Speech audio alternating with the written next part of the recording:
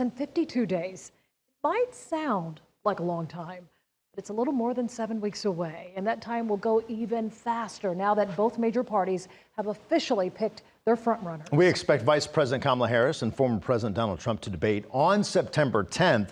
And here is who they are speaking to. These 7 swing states are in purple, which means these states could vote Democrat or Republican, including, Georgia.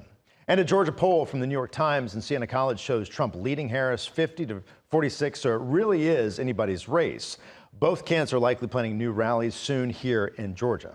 Atlanta News First reporter Sarah Hammond is live in Midtown Atlanta on Peachtree at 16th Street. And Sarah, all eyes really on our state. Yes, they both want to win Georgia, and well over half of Georgia's voters live in our metro Atlanta counties. And whatever town you live in, you can expect to see a lot more of Harris and Trump very soon.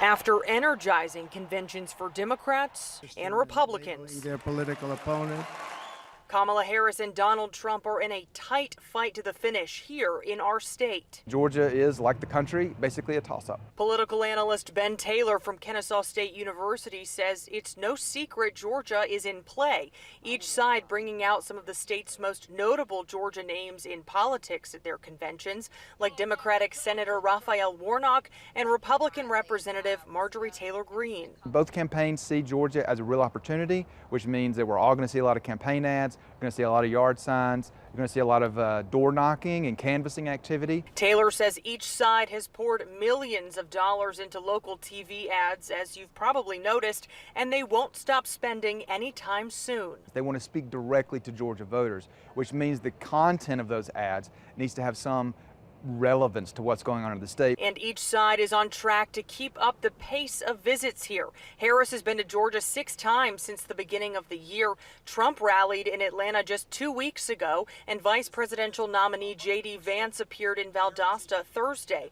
And those visits will rise quickly. But I wouldn't be surprised if we saw visits from the presidential or vice presidential candidates, 3 to 5 times between now and Election Day for both campaigns. And I mean, that's a lot of presidential attention for a single state.